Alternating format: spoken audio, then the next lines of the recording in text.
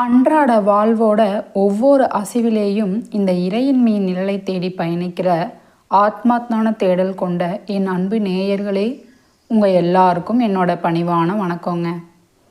ஒரு மனுஷன் தர்மத்தோட பாதையில் வலுவாமல் நடக்கிறதும், தன்னலமற்ற பொதுநலத்தையே தன்னோட மூச்சு காற்றாக கொண்டு இயங்குறதும் இந்த அவசரமான காலகட்டத்தில் ரொம்பவே அரிதான ஒரு விஷயமா நம்ம பார்க்குறோம் இல்லையா?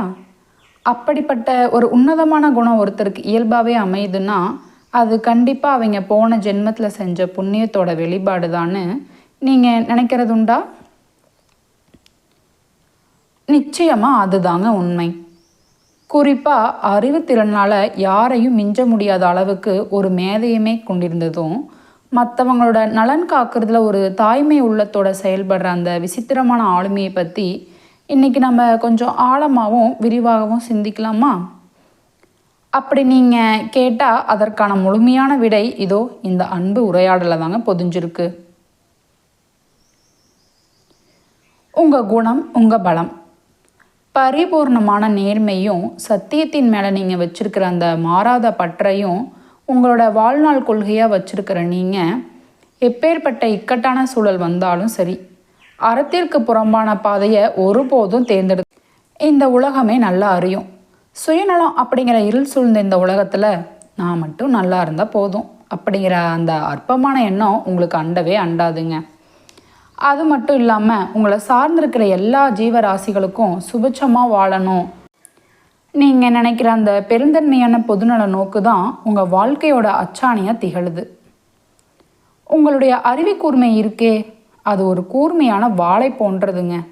எதையுமே ரொம்ப தீர்க்கமாக ஆராய்ஞ்சு அதில் இருக்கிற நுட்பமான உண்மைகளை கண்டறிகிற உங்கள் அறிவாற்றல் முன்னாடி எந்த விதமான வஞ்சகமும் எடுபடாது. உங்களை ஏமாற்றணும்னு யாராவது நினச்சா அது காணல் நீரை தேடி ஓடுறதுக்கு சமங்க. அப்படிங்கிறது நிதர்சனமான உண்மையும். உங்களோட இந்த தனித்துவமான ஆளுமைக்கு நீங்களே ஒரு நிகரற்ற உதாரணமே சொல்லலாம். ஏன்னா உங்களோட வெற்றி தோல்விகள் எதையுமே மற்றவங்க தீர்மானிக்க முடியாதுங்க. அது எல்லாமே உங்கள் மனதளத்தை சார்ந்து தான் அமையுது. நீங்கள் ஒரு காரியத்தை செஞ்சு முடிக்கணும்னா மனசில் சங்கல்பம் பண்ணிக்கிட்டா அதை அடைந்தே தீருவீங்க.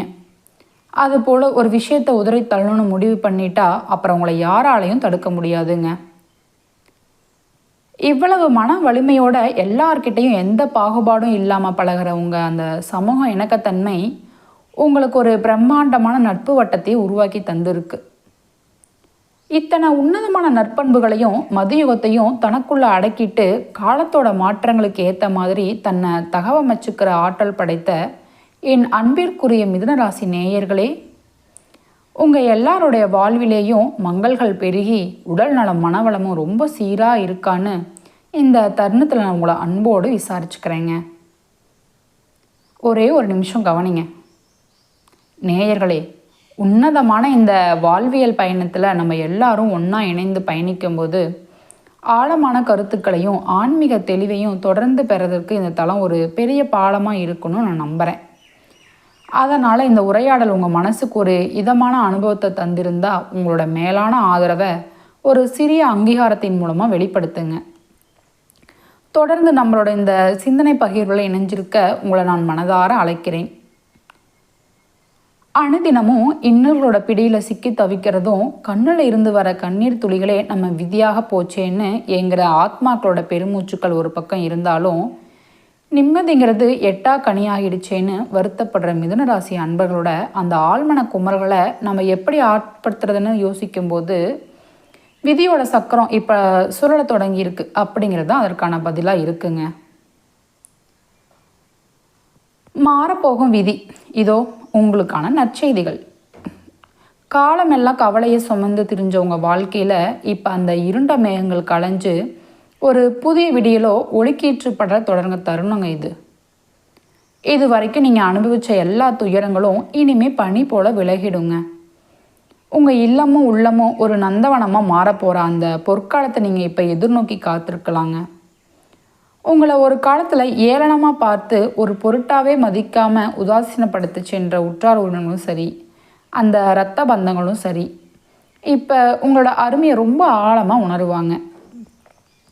அவங்களாவே முன்னாடி வந்து உங்களை தேடி வர அந்த அதிசயம் இப்போ நடக்க போகுது. இதில் துளியோட சந்தேகமே வேண்டாங்க. திருமணம். கல்யாண பேச்சுக்கள் ஆரம்பித்து எத்தனையோ தடைகளாலையும் தோஷங்களாலையும் வாழ்க்கை துணையை தேடி அலைஞ்சு தவிச்ச இளைய தலைமுறையினருக்கு இப்போ மனசுக்கு பிடிச்ச குணத்தில் ஒத்துப்போகக்கூடிய ஒரு உன்னதமான உறவு தானாகவே அமையப்போகுது. இதனால் உங்கள் இல்லற வாழ்வு ரொம்ப இனிமையாக தொடங்கி மங்களநாதங்கள் ஒலிக்க போகிற அந்த சுப வேலை இதோ உங்கள் கதவை தட்டுது. மழலை செல்வம். அது மட்டும் இல்லாமல் மழலை செல்வம் வேண்டி எத்தனையோ கோயில்கள் ஏறி இறங்கி மனமுருகி பிரார்த்தனை செஞ்ச தம்பதியினருக்கு அவங்களோட குலதெய்வத்தோட அருளால் வம்சம் தலைக்கக்கூடிய ஒரு பாக்கியம் இப்போ கனிய தொடங்கி இருக்கு. ஒரு அழகான குழந்தையோட வருகை உங்கள் வீட்டையே பூரிக்க செய்ய போகுதுங்க. சொத்து விவகாரம். இன்னொரு முக்கியமான விஷயம் என்னன்னா, ரொம்ப காலமாக பஞ்சாயத்துலேயும் நீதிமன்றத்துலேயும் முடங்கி கிடந்த அந்த பூர்வீக சொத்து விவகாரங்கள் இப்போ உங்களுக்கு சாதகமான ஒரு பெரிய திருப்பத்தையே சந்திக்க போகுது. நியாயமாக உங்களுக்கு வந்து சேர வேண்டிய சொத்துக்கள் நிலபுலன்களும் எந்த தடையும் இல்லாமல் உங்கள் கைக்கு வரப்போகுது. இது உங்களுக்கு ஒரு மிகப்பெரிய நிம்மதியை தருங்க. எச்சரிக்கை. அந்த பொறாமை பார்வை. ஆனால் நேயர்களே, இவ்வளவு நற்பலன்களையும் மேன்மையான முன்னேற்றங்களையும் உங்கள் வாழ்க்கையில் தடுத்து நிறுத்தக்கூடிய ஒரு நுட்பமான எதிர்மறை ஆற்றலை பற்றியும் நம்ம இப்போ பேசியே ஆகணுங்க. அதுதான் மற்றவங்களோட பொறாமை பார்வையால் உண்டாகிற அந்த திருஷ்டி அப்படிங்கிற பாதிப்பும். மிதுன ராசிக்காரர்களாகிய நீங்கள் அடையிற ஒவ்வொரு சின்ன வெற்றியும் சிலருக்கு கண்ணை உறுத்தலாம். அதனால் அந்த தீய பார்வைகளால் இருந்து உங்களை நீங்கள் எப்படி பாதுகாத்துக்கணும்? உங்களோட முன்னேற்ற பாதையில் முட்டுக்கட்டையாக இருக்கிற அந்த நெகட்டிவ் வைப்ரேஷன்ஸ் என்ன, எப்படி சிதைச்சி எரிக்கணும், இதை பற்றி ஆழமாக அலாசுறது தான் இந்த உரையாடலோட முக்கியமான நோக்கம். ஆன்மீக ரீதியாக தற்காப்பு முறைகளையும் எளிய பரிகாரங்கள் மூலமாக உங்கள் வாழ்க்கையை சூழ்ந்திருக்கிற அந்த திருஷ்டி தோஷங்களையும் நீக்கிற வழிகளையும் நீங்கள் தெரிஞ்சுக்கிட்டிங்கன்னா இனிமேல் வரப்போகிற அந்த சொர்க்கமான வாழ்க்கையை எந்த தடையுமே இல்லாமல் நீங்கள் முழுமையாக அனுபவிக்க முடியுங்க. வெளி உலகத்தில் நம்ம தேடுற தேடல்கள் எல்லாமே ஒரு கட்டத்தில் நமக்கு சலிப்பை தரும். அப்போ தான் ஒரு மனுஷன் தனக்குள்ளே இருக்க அந்த பிரம்மாண்டமான ஆற்றலை உணர ஆரம்பிப்பான். மற்றவங்களோட அங்கீகாரத்துக்காக நம்ம ஏன் இவ்வளவு ஏங்கி தவிக்கணும்?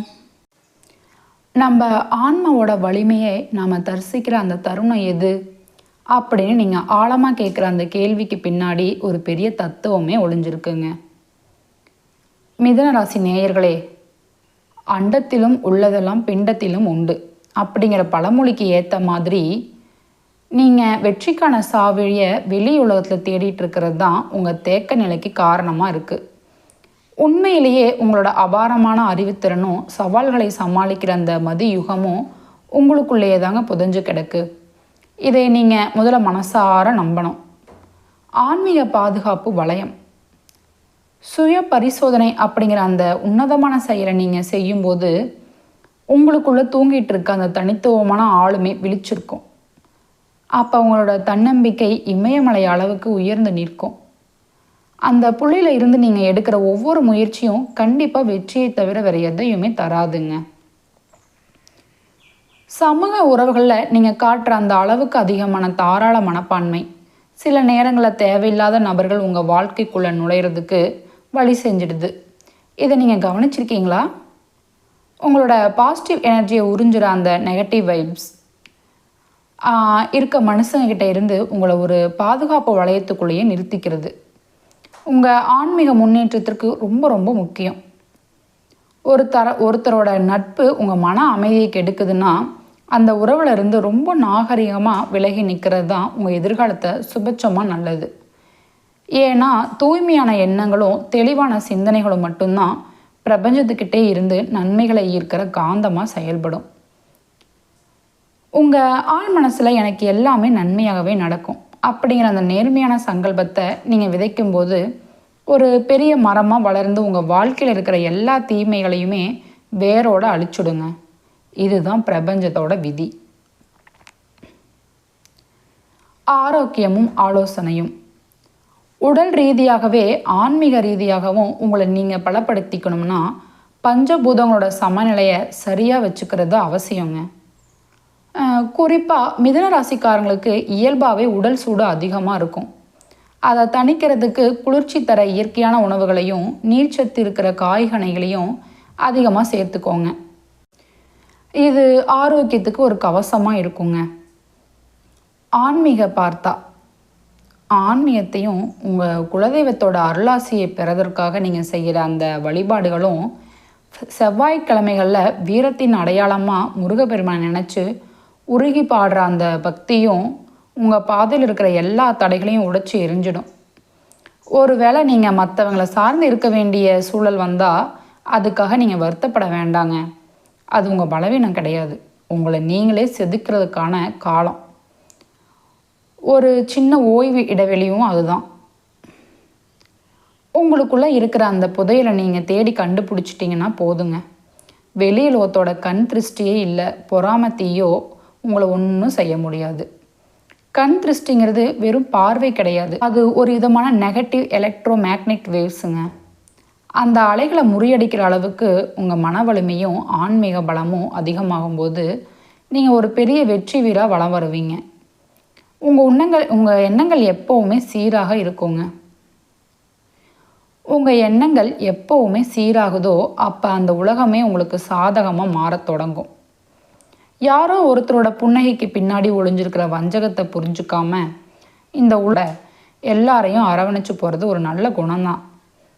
ஆனால் அதுவே உங்கள் முன்னேற்றத்திற்கு முட்டுக்கட்டையாக மாறிதுன்னு ஒரு நேயர் ரொம்ப ஆதங்கத்தோடு கேட்டார்.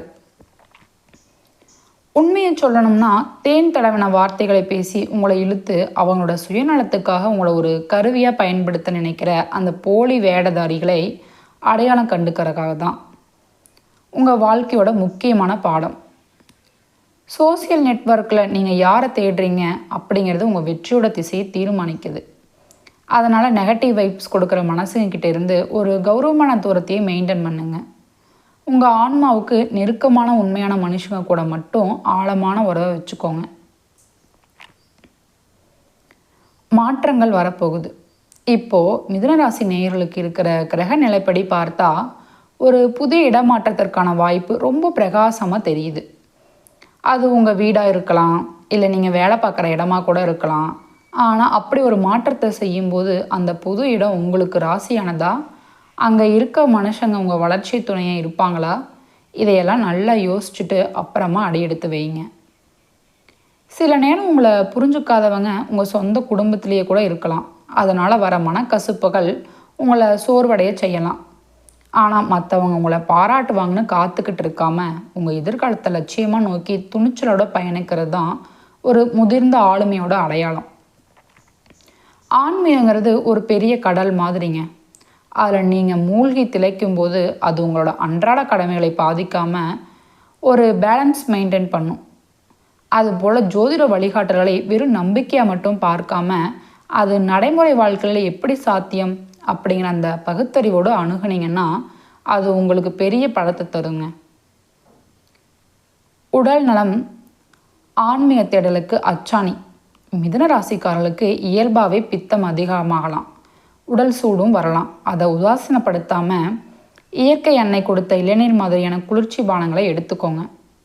வாழ்க்கையில் சவால்கள் வரும்போது எனக்கு ஏன் இப்படி நடக்குது அப்படின்னு புலம்புறது உங்களோட எனர்ஜியை நீங்களே அழிச்சுக்கிறதுக்கு சமம். புலம்பல் அப்படிங்கிறது ஒரு விஷம் மாதிரிங்க. அது உங்களுக்கே எதிரியாக மாற்றிடும்.